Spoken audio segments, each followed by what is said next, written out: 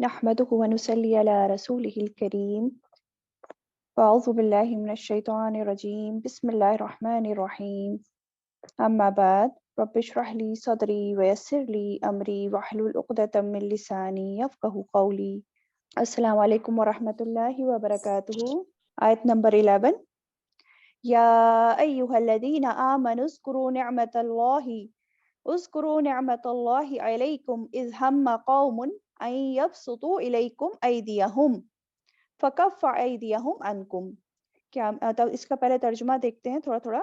या अय्युहल्लज़ीना आमनु उज़्कुरू निअमतल्लाह, ए लोगो जो ईमान लाए हो, याद करो नेमत को अल्लाह की, अलैकुम जो तुम पर है, इज़ जब, हम्मा इरादा किया, कौम एक कौम ने, अन यबसुतू कि वो बढ़ाएं, इलैकुम तरफ तुम्हारे, अयदियहुम अपने हाथों को, फ़कफ़्फ़ अयदियहुम तो उसने रोक दिए हाथ तुम्हारे, अंकुम तुमसे, वत्तकुल्लाह और डरो अल्लाह से, व अलल्लाहि और अल्लाह ही पर, फलियतवक्कल बस चाहिए कि तवक्कल करें, अलमुमिनून ईमान वाले। ये इसका तर्जुमा देखते हैं तफसीर में क्या बताया जा रहा है इसका।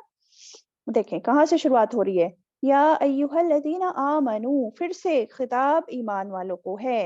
और जब ईमान वालों को खिताब होता है तो हमारे कान खड़े हो जाने चाहिए, हमें गौर से सुनना चाहिए कि क्या हुक्म दिया जा रहा है, या फिर किस चीज को करने को कहा जा रहा है, या किस चीज से रोका जा रहा है। तो अब यहाँ क्या हुक्म है, उज़्कुरू निअमतल्लाहि अलैकुम, याद करो नेमत को अल्लाह की जो तुम पर है। तो ईमान वालों को खिताब है और फिर से नेमतों को याद करने को कहा जा रहा है, हुक्म दिया जा रहा है कि अल्लाह की जो नेमत है उनको याद करो। और याद करके क्या करना है, जैसे कि पिछली बार हमने बात की थी कि शुक्र अदा करना है, ठीक है। फिर लेकिन इसमें यहाँ खास नेमत की बात हो रही है आगे। कौन सी खास नेमत की बात हो रही है कि इज़ हम्मा कौमुन अन यबसुतू इलैकुम अयदियहुम, कि जब इरादा किया था एक कौम ने कि वो बढ़ाएं तुम्हारी तरफ अपने हाथ। एक कौम ने, कौन सी कौम, दुश्मन कौम ने। यानी कि जब दुश्मन कौम ने मुसलमानों पर हमला करने का इरादा किया था। हम किसको कहते हैं, हम कहते हैं वो इरादा जो इंसान दिल में रखता है और उसको अमली जामा पहनाने से पहले क्या करता है, बहुत सोच विचार करता है, ठीक है। तो अल्लाह ताला ने क्या किया, तो उसने रोक दिए उनके हाथ। अल्लाह ताला ने उनके हाथ रोक दिए तुमसे, अनकुम तुमसे। बेसिकली ये जो आयत की पार्ट है, इसके बारे में जो है मुख्तलिफ हालात पेश आए जिसके बारे में फिर ये आयत नाजिल हुई। कोई एक हालात की तरफ, एक वाक्य की तरफ इशारा नहीं है, बहुत सारे वाक्य अल्लाह ताला ने बहुत मौक़ों पर ऐसा किया। जैसे कि सही बुखारी की एक रिवायत है, हजरत जाबिर रजी अल्लाह ताला अन्हु वो रिवायत करते हैं कि आप सल्लल्लाहु अलैहि वसल्लम अपने सहाबा के साथ नजद की तरफ निकले थे जंग करने के लिए। और जब वापस आ रहे थे वहां से, तो क्या हुआ, एक जगह कैलुला करने के लिए, आराम करने के लिए वो रुके। अब वो जो देखिए सहराई इलाका होता है, तो वहां पे थोड़े बहुत दरख्त थे, लेकिन आप जानते हैं ना कि सहराई इलाके में, डेजर्ट में उस तरह के पेड़ नहीं होते हैं कि एक ही पेड़ के नीचे बहुत सारे इंसान जो आराम कर लें। एक एक एक या दो इंसान ही आराम कर सकते हैं। तो इस सहाबा को जिसको जहाँ जगह मिली, वो वहां पर लेट गया आराम करने के लिए। और आप सल्लल्लाहु अलैहि वसल्लम वो भी एक दरख्त के नीचे लेट गए, सो गए थोड़ी देर के लिए ना। तो जब आप सो रहे थे ना, तो एक बद्दू देहाती जो था, वो मुसलमान नहीं था, वो आया और उसने आप सल्लम की तलवार जो पेड़ पर लटकी हुई थी उसको ले लिया, और आप सल्लम पर सौंत कर खड़ा हो गया और कहने लगा, बताओ तुम्हें मुझसे कौन बचाएगा। आप सल्लम से बोला कि बचाओ तुम्हें मुझसे कौन बचाएगा। तो आप सल्लम ने फरमाया अल्लाह बचाएगा। और दो तीन बार उसने ऐसे ही पूछा, और दो तीन बार आप सल्लम ने यही जवाब दिया कि अल्लाह ताला बचाएंगे, है ना। तो बद्दू ने जब ये सुना तो कांपने लगा और तलवार उसके हाथ से गिर पड़ी। तो आप सल्लम ने वो तलवार उठा ली और पूछा, अब बता कि अब तुझे मुझसे कौन बचाएगा। फिर आप सल्लम ने सहाबा इकराम जो थे आस-पास उनको बुलाया। सहाबा आए तो देखा वो शख्स जो है वहाँ बैठा हुआ काँप रहा था, खौफज़दा था। ख़ैर वो शख्स जो था बाद में इस्लाम ले आता, मुसलमान हो गया था। तो एक तो ये वाक़या इस आयत के बारे में। इसी तरह देखें सही मुस्लिम में एक और वाक़या आता है। उसमें क्या था कि हज़रत अनस रज़ी अल्लाह ताला अन्हु फरमाते हैं कि अहले मक्का के जो कुफ़ार थे, अहले मक्का के कुफ़ार के 80 लोग मुसल्लह होकर तनीम जानिब के जो पहाड़ था उधर से आए, और आप सल्लल्लाहु अलैहि वसल्लम और मुसलमानों पर वो हमला करना चाहते थे। ये कब हुआ था? हुदैबिया के मौके पर। तो वो दुश्मन चाहते थे कि आप सल्लल्लाहु अलैहि वसल्लम और बाकी के जो मुसलमान हैं, وہ کسی وقت غافل ہو جائیں تو وہ آ کے فوراً حملہ کر دیں. لیکن کیا ہوا؟ اللہ تعالیٰ نے کیا کیا؟ اس سے پہلے ہی آپ صلی اللہ علیہ وسلم کو ان پر غلبہ دے دیا ہے نا. آپ صلی اللہ علیہ وسلم نے ان دشمنوں کو پکڑ لیا اور قید بھی کر لیا ان کو، لیکن خیر بعد میں چھوڑ بھی دیا تھا انہیں. لیکن دیکھیں نا کہ آپ کیا دیکھ رہے ہیں، اللہ تعالیٰ نے دشمنوں کے ہاتھ روک دیے مسلمانوں سے، اور مسلمانوں کو دشمنوں پر غلبہ دے دیا. تو اتنی بڑی نعمت تو اللہ تعالیٰ کی طرف سے ہے نا. کس طرح اللہ تعالیٰ نے دشمنوں کے ہاتھوں کو، جنہوں نے برا ارادہ کر رکھا تھا تم سے، روک لیا، مسلمانوں سے روک لیا. تو یہ واقعہ آتا ہے. اور اسی طرح دیکھیں ایک اور واقعہ آتا ہے یہودیوں کی غداریوں کا، جس میں بیان ہے.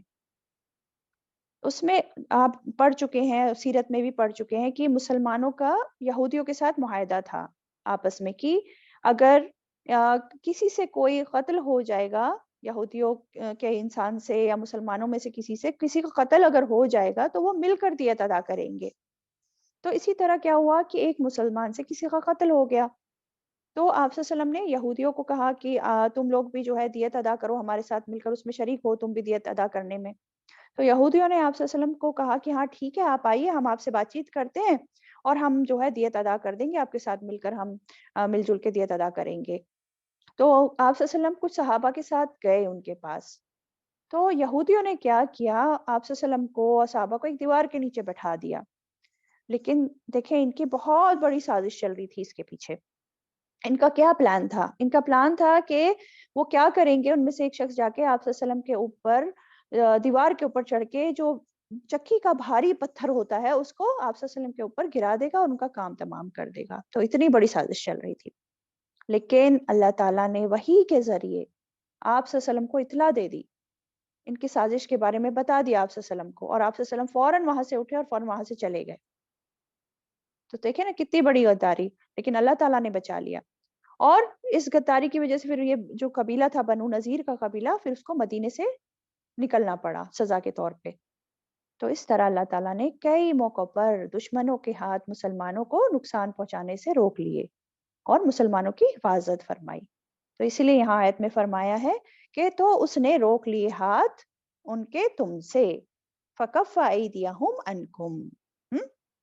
اور دیکھیں اللہ تعالیٰ صرف ان مشرکوں کے چند لوگ یا وہ بدو دیہاتی یا ان یہودیوں کے چند لوگوں کے ہاتھ نہیں روکتا. اللہ تعالیٰ جب روکنے پر آتا ہے، اپنے بندے کا یا بندوں کا دفاع کرنے پر آتا ہے، تو اللہ تعالیٰ اپنے بندے سے پوری کائنات کے ہاتھ بھی روک سکتا ہے. پوری دنیا کے لوگ بھی مل جائیں نا تو وہ نقصان نہیں پہنچا سکتے کسی بندے کو اگر اللہ نہ چاہے. تو اس لیے ہمارے لیے کیا سبق ہے اس میں؟ ہمارے لیے یہی سبق ہے نا کہ سارے معاملات کی تدبیر کرنے والا تو اللہ تعالیٰ ہی ہے. اصل فیصلے تو اللہ تعالیٰ کے ہاتھ میں ہی ہے نا. اس لیے انسان کو اپنا تعلق اللہ تعالیٰ سے مضبوط کرنا چاہیے. اصل سہارا اللہ تعالیٰ کا ہی سہارا ہے، اسی کا سہارا لینا چاہیے. لوگ یا کوئی اور چیز سہارا نہیں ہے نا، وہ تو صرف اسباب ہوتے ہیں. تو مانگنا کس سے چاہیے؟ اللہ تعالیٰ سے. اسی سے مضبوط تعلق ہمیں قائم کرنا چاہیے. پھر آگے فرمایا وَاتَّقُوا اللَّهَ، اور ڈرو اللہ سے. یہ پہلے بھی آپ دیکھ رہے ہیں، پچھلی آیتوں میں بھی یہی رہا ہے. وَاتَّقُوا اللَّهَ، اور ڈرو اللہ سے. وَعَلَى اللَّهِ فَلْيَتَوَكَّلِ الْمُؤْمِنُونَ، اور اللہ ہی پر بس چاہیے کہ توکل کریں ایمان والے. ایمان والوں کو کیا ہے؟ اللہ تعالیٰ پر ہی بھروسہ کرنا چاہیے. وہی تو اپنے غیب کے خزانوں سے مدد کرنے والا ہے نا، اللہ تعالیٰ ہی. تو اس لیے اپنے دین پر، حق پر استقامت کے ساتھ جمے رہے ہم لوگ. اور انسان جم کب سکتا ہے حق پر؟ اچھے برے حالات میں انسان تبھی جمے گا نا صحیح راستے پر، جب اس کو اللہ پہ توکل ہوگا. اور ایمان کی مضبوطی بھی تبھی آئے گی جب اللہ پہ توکل ہوگا، ہے نا. توکل کہتے کسے ہیں بیسیکلی؟ توکل کہتے ہیں کہ انسان اپنی پوری کوشش کر لے، اسباب اختیار کر لے، لیکن اپنا معاملہ اللہ کے حوالے ہی کرے. اپنے اوپر یہ نہ کرے کہ میں نے یہ کر لیا تو اب تو میرا یہ کام بن ہی جائے گا. اللہ تعالیٰ ہی کام بنانے والا ہے. اسباب اختیار کرنا ہمارے ہاتھ میں، کوشش کرنا ہمارے ہاتھ میں، کام بنانا اللہ تعالیٰ کے ہاتھ میں. اور دیکھیں جو اللہ تعالیٰ پر توکل کر لیتا ہے تو پھر اللہ تعالیٰ اس کے لیے کافی ہو جاتا ہے. وَمَن يَتَوَكَّلْ عَلَى اللَّهِ فَهُوَ حَسْبُهُ، کافی ہو جاتا ہے اس کے لیے. ٹھیک ہے، تو یہ آیت کی تفسیر ہم نے دیکھی. آیت نمبر 12 پہ آ جائیے. وَلَقَدْ أَخَذَ اللَّهُ مِيثَاقَ بَنِي إِسْرَائِيلَ، اور البتہ تحقیق لیا اللہ تعالیٰ نے پختہ عہد بنی اسرائیل سے. वबअसना और मुकर्रर किया हमने मिनहुम उनमें से इसना अशरा नकीबा 12 निगरान। वक़ाल अल्लाह और कहा अल्लाह ताला ने इन्नी मअकुम बेशक मैं तुम्हारे साथ हूँ।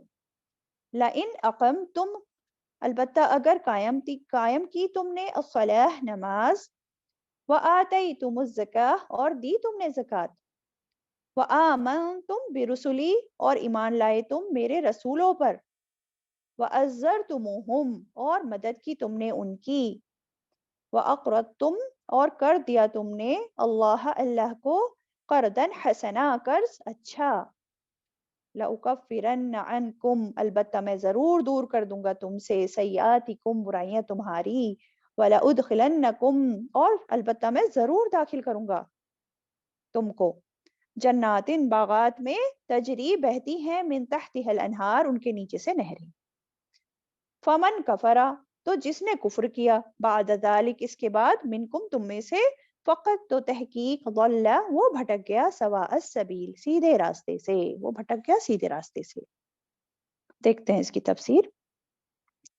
फरमाया वलक़द अख़ज़ल्लाहु मीसाक़ बनी इसराईला वलक़द वाव लाम क़द यानी कि यहाँ पे 3 ताकीदें आई हैं।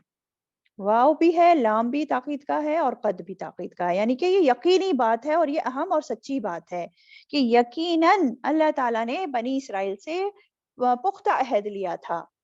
किस चीज का अहद लिया था? कि अल्लाह ताला की इताअत करने का अहद, जो जो भी वो अहद करते हैं उनको पूरा करने का, वादों को पूरा करने का। जैसे कि हमने पीछे पढ़ा था ना कि मुसलमानों से भी पुख्ता अहद लिया था, इसी तरह बनी इसराइल से भी जो है ये वादे लिए थे। हम्म? और क्या किया था? वबअसना मिनहुम इसना अशरा नकीबा और उनमें से जो हैं मुकर्रर किए थे 12 निगरान। अल्लाह ताला ने 12 निगरान मुकर्रर किए थे। नकीब, ये जो नकीब वर्ड है, नकब नकब बेसिकली नकीब जो होता है ना, नकीब कहते हैं कि जो लफ्जी माना देखें तो लफ्जी माना तो इसका होता है सुराग लगाने वाला, तफ्तीश करने वाला। सुराग करने को भी नकब कहते हैं, नकब लगाना है ना। तो नकीब के क्या मायने हुए? जो कौम की हालात को खोज खुरेज करता है और हर एक की खबर रखने वाला है, यानी कि निगरान, जिम्मेदार, सरदार, उसको नकीब कहते हैं। तो अल्लाह ताला ने जो है 12 लोग उन पर अपॉइंट किए थे, निगरान बनाए थे। 12 क्यों करे थे? क्योंकि 12 कबीले थे ना इनके और हर कबीले पर एक निगरान। क्योंकि ये देखे ना, याकूब अलैहिस्सलाम के 12 बेटे थे और हर बेटे से फिर आगे चल के एक एक कबीला बना, आगे चल के जब उनकी नस्लें चली तो इस तरह 12 कबीले बन गए। अब अल्लाह ताला ने 12 कबीले पे, हर एक कबीले पे एक एक निगरान रखा, जो कि क्या करेगा? अपने मातहत कबीले की देख रेख करेगा, उनकी देखभाल करेगा, उनके मामलात को चलाएगा। और हम जानते हैं इसी तरह रसूल सल्लल्लाहु अलैहि वसल्लम ने भी जो लैलतुल अक़बा की रात थी उसमें 12 नक़ीब मुकर्रर किए थे, जो लोग मदीना जाकर फिर मुसलमानों के मामलात को देखने का उनको जिम्मेदारी दी गई थी और दीन की दावत की जिम्मेदारी दी गई थी, है ना। तो इस बात से हमें क्या पता चल रहा है? अमल की बात, इस बात से हमें ये पता चल रही है ना कि मामलात को चलाने के लिए, बेहतर तदबीर करने के लिए तंजीम कायम करना ये बहुत जरूरी है। ग्रुप्स बनाकर काम लेना ये जरूरी है, लेकिन हाँ, ग्रुप्स जो होंगे वो इख्तलाफ के बेसिस पर ग्रुप्स नहीं बनाए जाएंगे, है ना। इख्तलाफ के बेसिस पर ग्रुप्स नहीं बनने चाहिए, ठीक है। ग्रुप्स बनाने हैं और हर एक ग्रुप के ऊपर फिर किसी एक शख्स को मुकर्रर भी करना है जो मामलात को चलाएगा, जो गाइड करेगा, है ना। और देखें, ये हमें आप सल्लल्लाहु अलैहि वसल्लम की जिंदगी भर की सुन्नत भी मिलती है और कुरान से भी ऐसा करना साबित है ना। तो इसलिए चाहे दीनी काम हो या फिर दुनियावी काम हो, तो कामों को मुनज़्ज़म करना चाहिए और निगरान भी मुकर्रर करने चाहिए, ठीक है। चलें, और आगे क्या फरमा रहे हैं अल्लाह ताला, देखते हैं। वक़ाल अल्लाहु इन्नी मअकुम और कहा अल्लाह ताला ने बेशक मैं साथ हूँ तुम्हारे। अल्लाह ताला कह रहे हैं बेशक मैं साथ हूँ तुम्हारे। अब देखें, अल्लाह ताला वैसे तो अपनी हर मखलूक के साथ हैं, इसको कहते हैं आम मईयत, यानी कि आम तो हर मखलूक का अल्लाह ताला जो है खबर रखते हैं अपने इल्म के एतबार से, और उनके मामलात भी अल्लाह ताला चलाते हैं, हर एक का इंतजाम अल्लाह ताला कर रहे हैं, हर एक चीज का, है ना। लेकिन यह खास मईयत की बात हो रही है कि मैं साथ हूँ तुम्हारे। और ये साथ अल्लाह ताला का खास साथ जो है, खास मदद अल्लाह ताला की तरफ से, खास ताईद, ये कब आती है वो हम देखते हैं। अल्लाह ताला कह रहे हैं कि, फरमा रहे हैं कि मैं साथ हूँ तुम्हारे। कब साथ हूँ? लाइन अक़मतुमुस्सलाह अलबत्ता अगर कायम की तुमने नमाज। हम्म? تو شرطیں کیا ہیں اللہ تعالیٰ کا خاص ساتھ پانے کی؟ پہلی شرط ہے لَإِنْ أَقَمْتُمُ الصَّلَاةَ، البتہ اگر قائم کی تم نے نماز. دیکھیں نماز صرف ہمارے لیے نہیں ہے، نماز پچھلی قوموں میں بھی تھی، بنی اسرائیل کو بھی کہا جا رہا ہے نا یہ بات، تو یہ بنی اسرائیل کو بھی میں بھی نماز تھی، نماز ان میں بھی تھی، ہر امت کے اندر نماز رہی ہے. ہاں دیکھیں ان کا طریقہ، ان کے اوقات وہ مختلف رہے ہیں، لیکن تھی نماز ہر امت میں، ہر ایک کو حکم تھا. اور نماز دیکھیں نا کیوں؟ کیونکہ یہ اللہ سے بندے کا تعلق جوڑتی ہے نا، تعلق جوڑتی ہے. نماز میں اللہ تعالیٰ کے بالکل قریب ہوتا ہے بندہ، آمنے سامنے گفتگو کر رہا ہوتا ہے. تو ایک تو ہو گیا نماز کو قائم کرنا، بہت امپورٹنٹ چیز. پھر ہے وَآتَيْتُمُ الزَّكَاةَ، اور دی تم نے زکوٰۃ، یعنی کہ اب کیا کرنا ہے؟ بندوں کے حقوق ادا کرنا ہے، زکوٰۃ ادا کرنی ہے، دوسری شرط. پھر کیا ہے؟ وَآمَنْتُمْ بِرُسُلِي، اور ایمان لائے تم میرے رسولوں پر. یعنی کہ کیا کہا جا رہا ہے کہ تمام رسولوں پر ایمان لانا ہے، کوئی مطلب پرٹیکولر یہ نہیں کہ ایک رسول کو مان لیا ایک کو نہیں مانا. بنی اسرائیل کو بولا جا رہا ہے، یہ بات ابھی فی الحال بنی اسرائیل سے ہو رہی ہے نا. وَآمَنْتُمْ بِرُسُلِي، اور ایمان لائے تم میرے رسولوں پر، یعنی کہ تمام نبیوں رسولوں کو ایمان لانا ہے اور ان کی اطاعت بھی کرنی ہے. اور جب بنی اسرائیل کو بولا جا رہا ہے تو اس میں آپ صلی اللہ علیہ وسلم کے بارے میں بھی کہا جا رہا ہے کہ جب وہ آئیں گے تو ان کو بھی آپ ان پر ایمان لائیں گے اور ان کی اطاعت کریں گے. اور کیا کرنا ہے؟ وَأَزَّرْتُمُوهُمْ، اور مدد کی تم نے ان کی. عزر کہتے ہیں عزت کے یعنی کہ تعظیم بھی کرنا اور سپورٹ بھی کرنا، تائید بھی کرنا، مدد بھی کرنا، دونوں چیزیں آ جائیں گی اس میں عزر تم میں. ٹھیک ہے. اور مدد کی تم نے ان کی، یعنی کہ تعظیم کے ساتھ تائید کی تم نے رسول و نبیوں کی. کس طرح تائید؟ اپنی افرادی قوت سے بھی اور مال کے ساتھ بھی، مطلب جس طرح بھی کر سکیں ان کی مدد کرنی ہے اور تعظیم بھی کرنی ہے تاکہ اللہ کے دین کا غلبہ ہو. یہ ذمہ داری بنی اسرائیل پر بھی تھی اور یہ ذمہ داری ہم پر بھی ہے، ہم سے بھی یہ وعدہ لیا جا چکا ہے. ٹھیک ہے. پھر اور کیا کرنا ہے اللہ تعالیٰ کی خاص معیت پانے کے لیے؟ وَأَقْرَضْتُمُ اللَّهَ قَرْضًا حَسَنًا، اور قرض دیا تم نے اللہ تعالیٰ کو قرض اچھا، قرض حسنا. اللہ کی راہ میں خرچ کرو گے تو اللہ تعالیٰ کی خاص مدد آئے گی، اللہ تعالیٰ کا خاص ساتھ ملے گا. اور یہ قرض حسنا ہوتا کیا ہے؟ بیسیکلی قرض حسنا دیکھیں دنیاوی ٹرمز میں لیتے ہیں تو قرض حسنا اس کو کہتے ہیں کہ جب کوئی کسی کو لون دیتا ہے، قرض دیتا ہے اور اس پہ وہ سود وغیرہ نہیں لیتا، یہ تو دنیاوی ٹرمز ہے. لیکن قرض حسنا اصل میں کیا ہے کہ جو مال یا جو بھی چیز جو ہے نا خالص اللہ تعالیٰ کی خاطر خرچ کیا جائے جو مال، اور وہ مال حلال بھی ہونا چاہیے. یہ جو ہے نا زکوٰۃ اور عام صدقے کے علاوہ ہوتا ہے قرض حسنا. بیسیکلی جو دین کی تقویت میں، تبلیغ میں جو مال لگایا جائے نا، جو دین کی نشر و اشاعت کے لیے، قرآن اور سنت کی تعلیم وغیرہ کے لیے، دین کو پھیلانے کے لیے، دین کے غلبے کے لیے جو مال خرچ کرے وہ قرض حسنا ہوتا ہے. اس میں نیت خالص ہونی چاہیے اللہ تعالیٰ کی خاطر، ہے نا، کوئی ریاکاری نہیں ہونی چاہیے، کوئی احسان نہیں جتلانا ہے، اس میں حلال رزق ہونا چاہیے. اور جہاں پر آپ خرچ کر رہے ہیں وہ جگہ ہونی چاہیے جو اللہ تعالیٰ نے جہاں خرچ کرنے کا حکم دیا ہے. ٹھیک ہے. غلط جگہ نہیں خرچ کرنا، مان لے شرک کے اڈوں پر، مزار درگاہ، یا جہاں توحید نہیں ہے، جہاں سنت نہیں فالو ہوتی، وہاں نہیں خرچ کرنا، وہ قرض حسنا نہیں کہلائے گا، بلکہ اللہ تعالیٰ کے راستے میں خرچ کرنا ہے. ٹھیک ہے. اور دیکھیں جو اللہ کے دین کی مدد میں انسان خرچ کرتا ہے اللہ تعالیٰ اس کو اپنے اوپر بطور قرض لیتے ہیں، قرض حسنا، اللہ تعالیٰ اپنے اوپر قرض لیتے ہیں اس کو. اور دیکھیں جب اللہ تعالیٰ قرض لوٹائیں گے تو کتنا بہترین وہ لوٹائیں گے.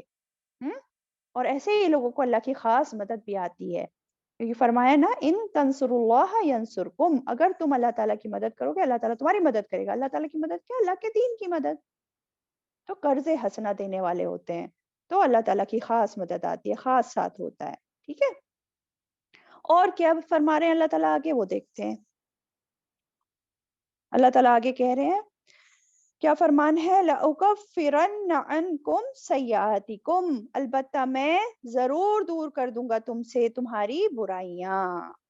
یعنی کہ ان سب کاموں کو کرنے والوں کے لیے ایک تو اللہ تعالیٰ کی خاص مدد آتی ہے دنیا میں بھی، اس کے علاوہ کیا ہے، اللہ تعالیٰ ایسے شخص کی تمام برائیاں دور کر دوں گا. اور دیکھیں یہاں پہ بھی لَأُكَفِّرَنَّ، اس میں بھی تاکیدی بات ہے، یقینی بات ہے، ضرور بضرور. تو یہ جو بات ہو رہی ہے نا، برائیاں دور کر دوں گا، تو کس طرح برائیاں دور ہوتی ہیں؟ دو چیزیں اس میں آ جاتی ہیں. ایک تو یہ ہے کہ اس بندے کی جو نفس کی برائیاں ہیں نا، اللہ تعالیٰ ان نفس کی برائیوں سے اس بندے کو پاک کر دے گا. یعنی کہ جیسے دنیا کی مال کی محبت ہوتی ہے دل میں، تو کیا ہوگا، اللہ تعالیٰ پھر ایسے بندوں کو ان چیزوں کی محبت سے پاک کر دے گا. اللہ تعالیٰ مال دے گا اسے، مال اس کے ہاتھ میں تو ہوگا لیکن دل میں اس کی محبت نہیں ہوگی. دنیا کے وسائل اسے ملے ہوں گے لیکن وہ ان کو اللہ تعالیٰ کی راہ میں لگائے گا. دنیاوی چیزوں سے اس کی اپنی پرسنل رغبت نہیں رہے گی. ٹھیک ہے. اور دوسری چیز کیا آ جاتی ہے اس میں برائیاں دور کرنے میں، کہ ہاں انسان ہیں، گناہ ہو جاتے ہیں ہم سے، ہے نا، غلطیاں ہوتی رہتی ہیں، تو اللہ تعالیٰ معاف کر دے گا ان کی غلطیوں کو، ان کے گناہوں کو پکڑ نہیں کرے گا، ہے نا. لَأُكَفِّرَنَّ عَنْكُمْ سَيِّئَاتِكُمْ.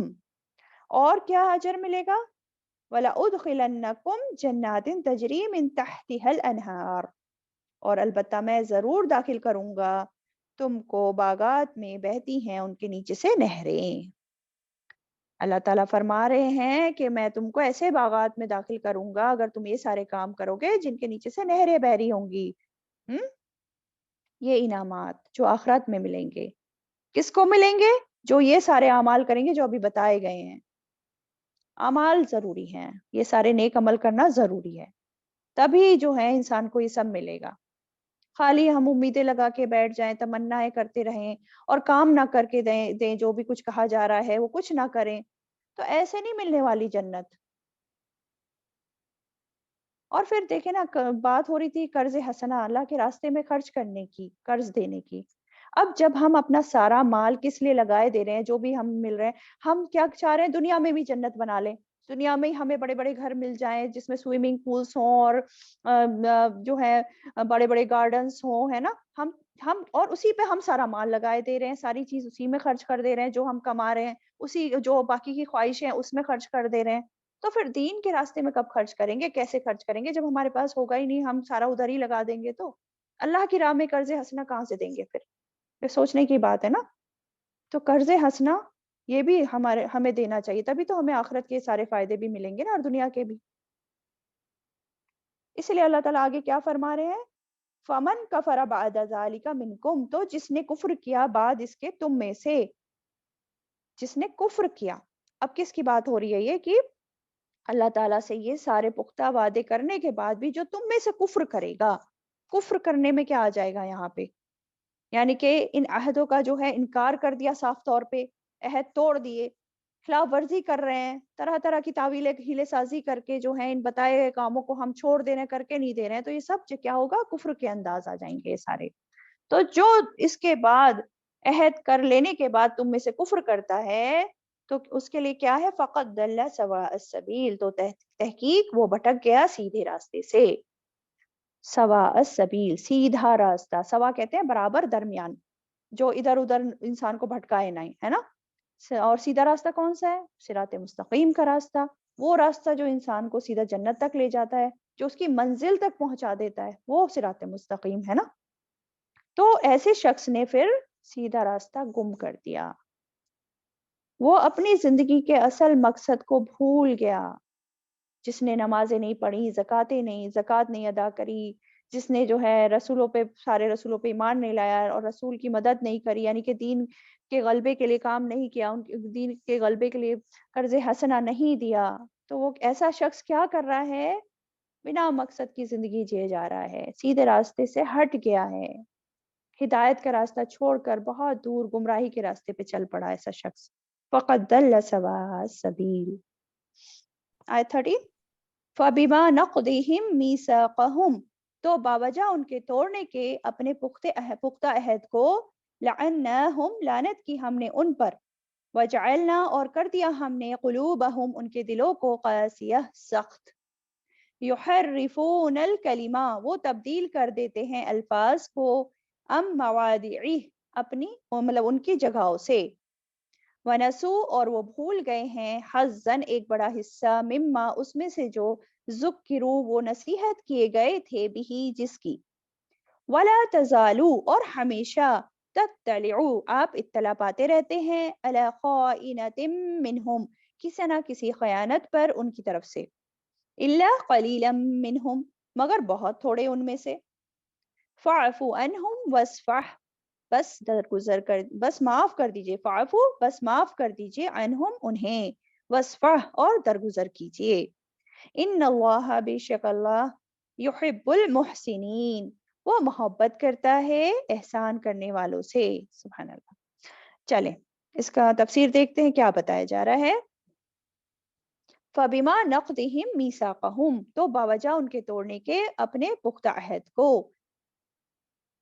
جو پختہ عہد معاہدے انہوں نے کیے تھے انہوں نے کنہوں نے بنی اسرائیل کی بات چل رہی ہے نا تو بنی اسرائیل نے جو عہد توڑے جو اللہ تعالیٰ سے عہد کیے تھے انہوں نے توڑے ہے نا ان کو انہوں نے توڑ دیا اور اس جرم کی وجہ سے پھر کیا ہوا لعناہم لعنت کی ہم نے ان پر اللہ تعالیٰ نے ان پر لعنت کر دی اور لعنت کیا ہوتی ہے لعنت ہوتی ہے اللہ تعالیٰ کی رحمت سے دوری پھر ایسے شخص پہ یا ایسی قوم سے اللہ تعالیٰ کی رحمت ہٹ جاتی ہے وہ رحمت سے دور ہو جاتے ہیں ٹھیک ہے تو اس جرم کی وجہ سے اللہ تعالیٰ نے ان پر لعنت کی اور کیا ہوا وجعلنا قلوبہم قاسیہ اور کر دیا ہم نے ان کے دلوں کو سخت ان کے اس جرم کی وجہ سے کیا ہوا پہلے تو لعنت ہوئی اللہ کی رحمت سے دور ہو گئے حق اور ہدایت سے وہ دور ہو گئے اور اس کے نتیجے میں لعنت کے نتیجے میں دل بھی سخت ہو جاتے ہیں پھر انسان کے جب کسی پر اللہ کی لعنت ہو تو دل بھی سخت ہو جاتے ہیں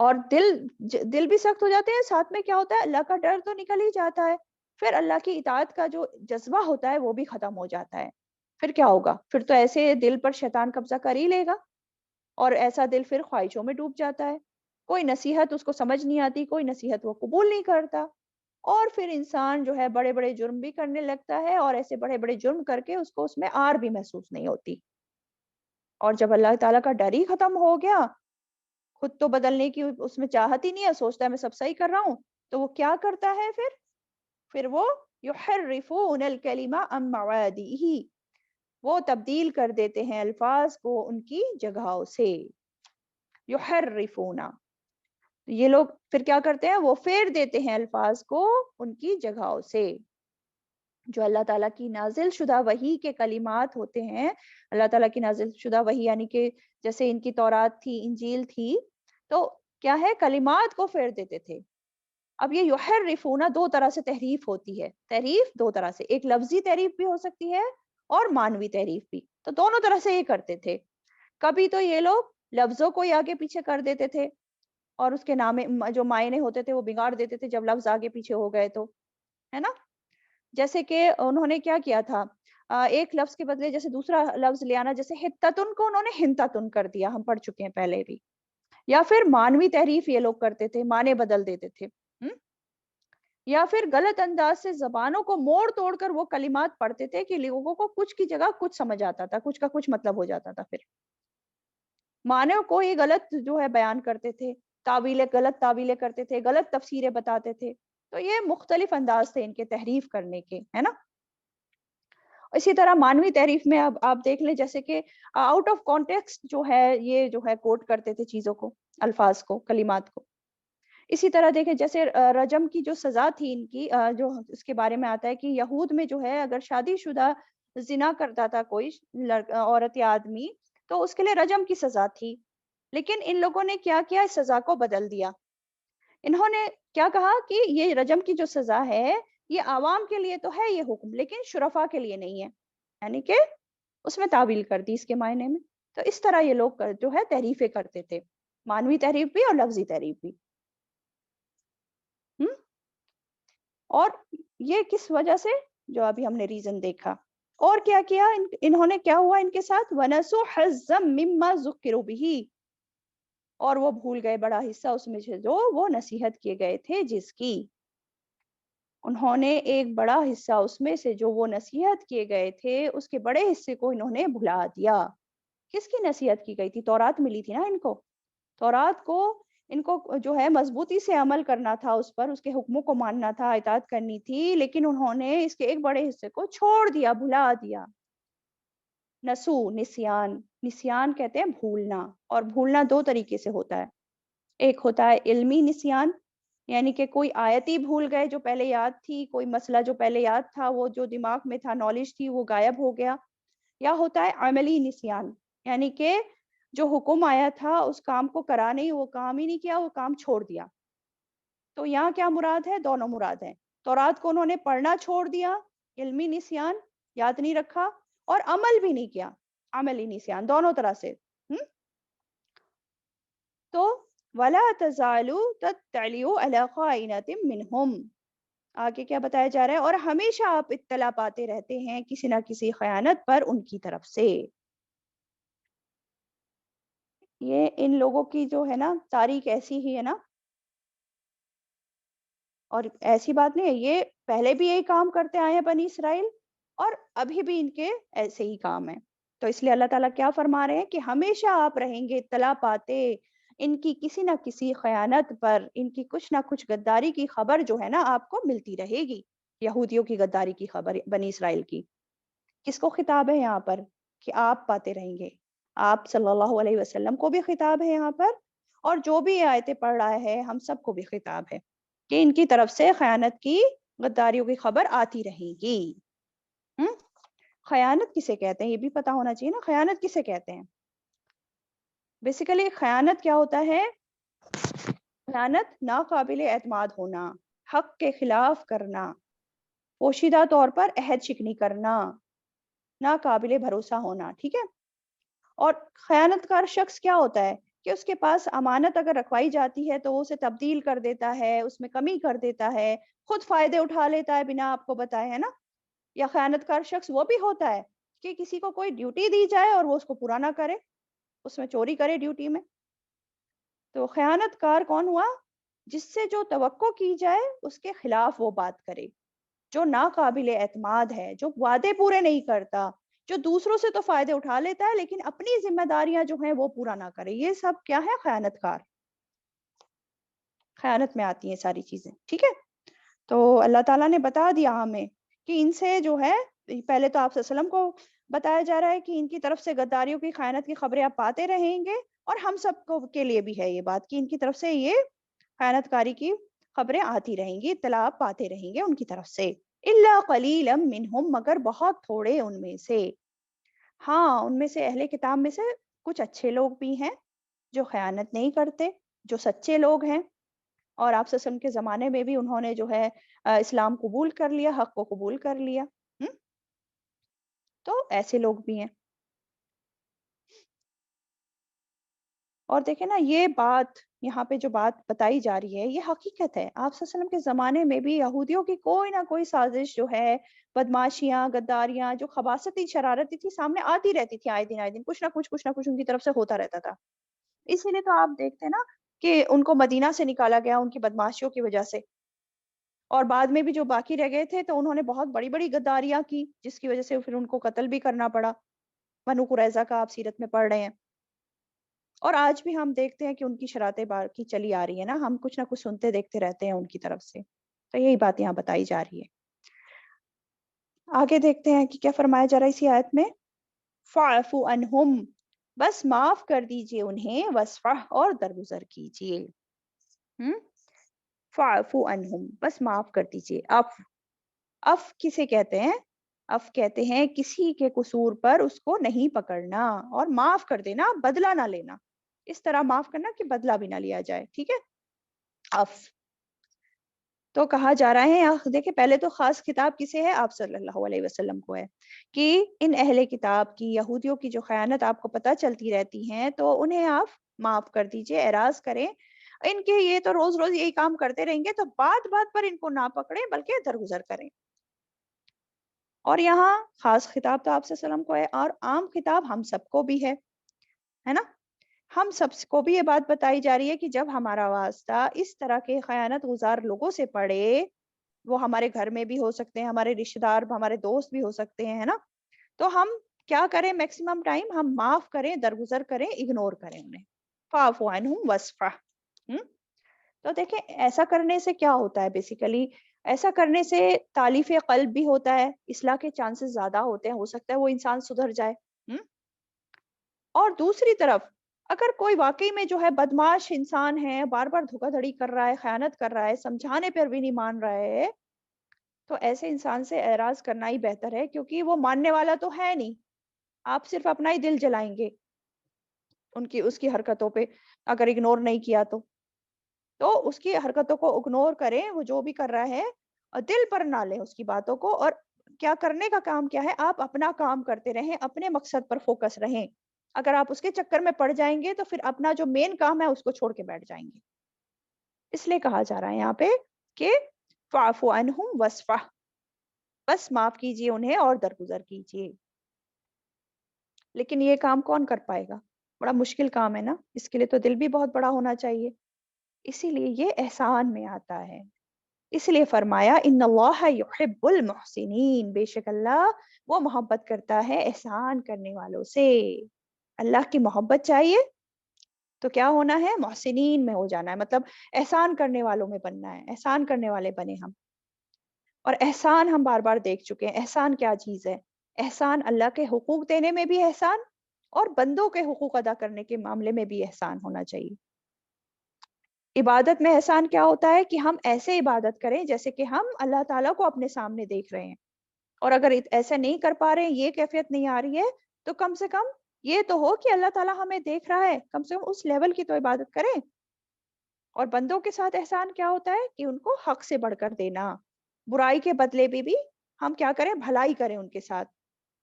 ایسا کرنا تو ہے بڑا مشکل کہ کوئی ہمارے ساتھ برا کرے جا رہا ہے اور ہم اس کے ساتھ بھلائی کریں، کوئی ہمیں بار بار تنگ کر رہا ہے، بار بار تنگ کر رہا ہے، اور ہم اس کو بار بار معاف کریں۔ لیکن ایسا کریں گے تو ایسے لوگوں کو بدلے میں کیا ملے گا؟ اللہ تعالیٰ کی محبت نصیب ہوگی۔ ان اللہ یحب المحسنین۔ اب ایک چیز اس آیت کے بارے میں آتی ہے کہ یہ جو بات ہو رہی ہے نا فاعف عنہم واصفح، آپ صلی اللہ علیہ وسلم کو کہا جا رہا ہے نا کہ بس معاف کر دیجئے انہیں اور درگزر کیجئے۔ تو اس کے حکم کے بارے میں کہ معاف کرنا، درگزر کرنا یہودیوں کی غداریوں کو، تو اس کے بارے میں علماء کا اختلاف ہے کہ یہ حکم باقی ہے یا بس پہلے تھا بعد میں اس کو منسوخ کر دیا گیا۔ تو بعض علماء کا کیا موقف ہے کہ بعد میں جب قتال اور جنگ کی آیتیں نازل ہوئیں تو ان پچھلے احکام کافروں وغیرہ سے درگزر کرنے کے جو احکام تھے ان کو منسوخ کر دیا گیا۔ اب جو بھی کافر اس طرح کا کام کرے گا تو اس کو سزا دی جائے گی، بھلے ہی وہ ایک انسان ایسا کام کر رہا ہے یا پوری جماعت کر رہی ہے۔ جیسے کہ سورہ توبہ آیت نمبر 29 میں آیت آتی ہے قاتل الذین لا یؤمنون باللہ ولا بالیوم الاخر، جو لوگ اہل کتاب میں سے ایمان نہیں لاتے اور نہ روز آخرت پر یقین رکھتے ان سے جنگ کرو، اس طرح کی آیت نازل ہوئی۔ تو پھر علماء کا کیا کہنا ہے کہ یہ جو ابھی کا حکم ہے فاعف عنہم واصفح، یہ منسوخ کر دیا گیا۔ اور ہم سیرت میں بھی دیکھتے ہیں نا کہ بنو قینقاع کے یہودیوں نے جب شرارت کی تھی تو آپ نے ان کو مدینہ سے ضلع وطن کر دیا تھا۔ اسی طرح بنو نذیر جب انہوں نے آپ کو قتل کرنے کی سازش کی تو ان کو بھی مدینہ سے نکالا گیا۔ اور اسی طرح بنو قریظہ یہودی جب انہوں نے جو ہے بڑی غداری کی تھی جنگ خندق کے دوران تو ان کو بھی سزا دی گئی تھی، ہے نا۔ تو اس سے پھر علماء کا اختلاف ہے کہ اس آیت کے بارے میں جیسا کہ میں نے بتایا۔ خیر ہمیں کیا سبق مل رہا ہے اس آیت سے بھی اور اگلی آنے والی آیت سے بھی؟ اب دیکھیں بنی اسرائیل کا بیان کر کے، ان کے جرموں کا، ان کے رویوں کا بیان کر کے مسلمانوں کو بھی یہاں درس دیا گیا ہے کہ وہ بنی اسرائیل جن کو ایک وقت اللہ تعالیٰ نے فضیلت عطا کی تھی، سب پر نعمتوں سے نوازا تھا اور ان سے پختہ عہد لیے تھے، ہے نا، اللہ تعالیٰ کی اطاعت کے پختہ عہد لیے تھے نا رسولوں کو ان پر ایمان لانے کے، لیکن انہوں نے ان عہدوں کو توڑ دیا، خلاف ورزی کی، اور اس کے نتیجے میں کیا ہوا؟ ان پر اللہ تعالیٰ کی لعنتیں ہوئیں، ان کے دل سخت ہو گئے اور وہ دین سے گمراہ ہو گئے، دور چلے گئے، گمراہی کے راستے پر چل پڑے۔ تو یہ سزا صرف بنی اسرائیل کے لیے نہیں ہے، بلکہ جو بھی انسان، جو بھی امت، جو بھی قوم اللہ سے کیے عہد توڑے گی اس کے ساتھ پھر ایسا ہی ہونا ہے، پھر وہ اللہ کی رحمت سے دوری ہو جاتی ہے، پھر ایسے لوگ یا ایسا انسان یا ایسی قوم، اور پھر ایسی قوم کے دل بھی سخت ہو جاتے ہیں۔ تو یہاں بہت بڑی وارننگ ہے ہم سب کے لیے بھی۔ آج دیکھیں مسلمانوں کا کیا حال ہے، کتنے عہد ہم پورے کر رہے ہیں بتائیں؟ ہمارے دل، ہم ابھی اپنا جائزہ لیں، ہمارے دل کیسے ہیں؟ نرم ہیں یا سخت ہیں؟ کتاب کو، قرآن کو ہم کتنا یاد کرتے ہیں، کتنا اس کے احکامات پر ہم عمل کرتے ہیں، یا ہم نے بھی میجر حصہ اس کا جو ہے وہ اپنی پیٹھ پیچھے ڈال دیا، چھوڑے ہوئے ہیں۔ اپنا بھی جائزہ لیں، میں اور آپ، ہم سبھی۔ پھر ہم مسلمانوں کے اخلاق، ہمارے معاملات کیسے رہ گئے ہیں؟ کتنے مسلمان واقعی میں امانت دار ہیں، وعدے کے پکے ہیں، یا خیانت کاری زیادہ ہو گئی ہے؟ یہ سب غور کرنے کی ضرورت ہے، اور سب سے پہلے ہم خود میں غور کریں، دوسرے کو دیکھنے کی بجائے۔ ٹھیک ہے، چلیں آگے بڑھتے ہیں۔ آیت 14، وَمِنَ الَّذِينَ قَالُوا، اور ان میں سے جنہوں نے کہا، اِنَّا نَصَارَىٰ، بے شک ہم نصرانی ہیں، اخذنا میثاقہم، لیا ہم نے پختہ عہد ان کا، فنسوا حظًا، تو وہ بھول گئے ایک حصہ، مما ذکروا، اس میں سے جو وہ نصیحت کیے گئے تھے، بھی جس کی، فاغرینا، تو ڈال دیا ہم نے، بینہم، درمیان ان کے، العداوت، عداوت، والبغضاء، اور بغض کو، الی یوم القیامہ، قیامت کے دن تک، وسوف، اور ان قریب، ینبئہم، خبر دے گا انہیں اللہ بما کانوا یصنعون، اس کی جو تھے وہ کرتے۔ ابھی پچھلی آیتوں میں بنی اسرائیل کی بات ہو رہی تھی، ان کی عہد شکنی کی بات ہو رہی تھی۔ اب کیا ہے؟ اب عیسائیوں کی بد عہدیوں کا ذکر ہو رہا ہے اس آیت میں، ہے نا۔ وَمِنَ الَّذِينَ قَالُوا إِنَّا نَصَارَىٰ، اور ان میں سے جنہوں نے کہا بے شک ہم نصارہ ہیں۔ انہوں نے کہا، دیکھیں، بے شک ہم نصارہ ہیں، لوگوں نے خود کہا ہے۔ اللہ تعالیٰ نے ان کو یہ نام نہیں دیا تھا نصارہ کا، بلکہ انہوں نے خود کو یہ نام دیا نصارہ کا۔ اور نصارہ کا لفظ نصرانی سے آیا ہے، نصرانی سے بنا ہے نا۔ اور نصرانی کہاں سے آیا؟ اس کی دو باتیں بتائی جاتی ہیں، کہ ایک تو یہ کہ ناصرہ نام کی ایک بستی تھی، اس کی طرف یہ لوگ اپنے آپ کو نسبت دیتے ہیں، یعنی کہ وطنی نسبت ٹائپ۔ اور دوسرا یہ کہ جب عیسیٰ علیہ السلام نے اپنے لیے حواری طلب کیے تھے، تو انہوں نے جو ہے کیا اقرار کیا تھا؟ ان کے جو حواری تھے انہوں نے کیا کہا تھا؟ نحن انصار اللہ، نحن انصار اللہ، ہم اللہ کے مددگار ہیں، انصار اللہ۔ تو اس سے جو ہے پھر انہوں نے اپنا نام انصار اللہ سے، نحن انصار اللہ میں سے نصارہ بنا لیا۔ تو اس سے جو ہے ان کا نام، انہوں نے خود کو نصارہ کہا۔ ٹھیک ہے، تو وَمِنَ الَّذِينَ قَالُوا إِنَّا نَصَارَىٰ أَخَذْنَا مِيثَاقَهُمْ، لیا ہم نے پختہ عہد ان کا۔ اللہ تعالیٰ نے ان سے بھی پختہ عہد لیا تھا۔ کون سا عہد؟ یہی کہ تم اپنے نبی کو مانو گے اور اس کی مدد کرو گے، اس کے بعد جو نبی رسول آئے گا اس کو بھی مانو گے اور اس کی بھی مدد کرو گے، اللہ تعالیٰ کے احکامات کو جو ہے مانو گے، اس پر عمل کرو گے۔ سارے عہد ان سے بھی لیے، عیسائیوں سے بھی لیے، لیکن کیا ہوا ان کے ساتھ بھی؟ فَنَسُوا حَظًّا مِمَّا ذُكِّرُوا بِهِ، تو وہ بھول گئے ایک حصہ اس میں سے جو وہ نصیحت کہے گئے تھے جس کی، وہ بھی اس کا ایک بڑا حصہ بھلا دیا انہوں نے۔ کس کا؟ انجیل کا، ہے نا، ان کو انجیل ملی تھی نا، انجیل پر ان کو عمل کرنے کو کہا گیا تھا، نصیحت کی گئی تھی کہ اس پر چلنا ہے، لیکن انہوں نے اس کے بڑے حصے کو بھلا دیا، چھوڑ دیا، عمل نہیں کر کے دیا، بلکہ تبدیلیاں اور کر دی، تحریف اور کر دی، ہے نا۔ تو ان کے ان جرموں کی وجہ سے کیا انجام ہوا؟ کیا انجام ہوا؟ اللہ تعالیٰ فرما رہے ہیں فَأَغْرَيْنَا بَيْنَهُمُ الْعَدَاوَةَ وَالْبَغْضَاءَ إِلَىٰ يَوْمِ الْقِيَامَةِ، تو ڈال دی ہم نے ان کے درمیان عداوت اور بغض قیامت کے دن تک۔ آپس میں ہی دیکھیں فرقہ واریت ہو گئی ان میں پیدا، نصارہ میں۔ اب آپ جانتے ہیں کوئی ایک عقیدے پر نہیں ہے، اور میجر دو تقسیم تو آپ جانتے ہیں، کیتھولک اینڈ پروٹیسٹنٹ جو ہوتے ہیں، اور اس کے علاوہ بھی ان میں 300 سے بھی زیادہ اور بھی فرقے ہیں، اور ان کی آپس میں کرری دشمنیاں چلتی رہتی ہیں، اور آپ جانتے ہیں کہ ابھی ہسٹری میں ان کی آپس میں بھی کتنی جو ہیں جنگیں ہوئی ہیں۔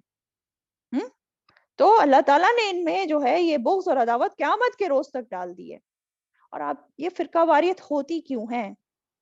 دیکھیں، جب لوگ اللہ کی کتاب کو مضبوطی سے پکڑتے ہیں نا تو اختلاف نہیں ہوتا۔ اگر اصل پہ بنیاد پہ وہ مضبوطی سے پکڑ کے رہیں گے اللہ کی رسی کو تو اختلاف نہیں ہوگا، لیکن جب اللہ کی رسی کو چھوڑ دیتے ہیں تو پھر اختلاف ہوتا ہے، کیونکہ وہ اصل سے ہٹ جاتے ہیں نا اور بکھر جاتے ہیں پھر۔ تو یہ عداوت اور بغض قیامت تک رہے گا، الی یوم القیامہ، اللہ تعالیٰ نے ڈال دیا ہے اور بتا بھی دیا کہ قیامت تک رہے گا۔ پھر آگے فرمایا وَسَوْفَ يُنَبِّئُهُمْ اللَّهُ بِمَا كَانُوا يَصْنَعُونَ، اور عنقریب خبر دے گا اللہ انہیں اس کی جو تھے وہ کرتے۔ عنقریب کب؟ قیامت کے دن بیسیکلی، کیونکہ قیامت بھی جلدی آنے والی ہے نا، ہمیں لگتا ہے نا دور ہے، لیکن وہ بھی بہت قریب ہے ہمارے. تو قیامت کے دن اللہ تعالیٰ ان سب کو بتا دے گا کہ وہ دنیا میں کیا کرا کرتے تھے. انہوں نے جو دین کی جو خلاف ورزیاں کی ہیں، جو اللہ کی کتاب میں تحریفیں کر ڈالی ہیں، جو کتاب کو بھلا ڈالا، عہد شکنیاں کی، ہاں، جو احکامات کو مان کر نہیں دیا، نافرمانیاں کی، سارے معاملات اس دن اللہ تعالیٰ سب لوگوں کے سامنے کھول کر رکھ دے گا، اور اسی کے حساب سے پھر فیصلے ہوں گے. اس لیے اللہ تعالیٰ کہہ رہے ہیں وَسَوْفَ يُنَبِّئُهُمُ اللَّهُ بِمَا كَانُوا يَصْنَعُونَ. وآخر دعوانا ان الحمد للہ رب العالمین.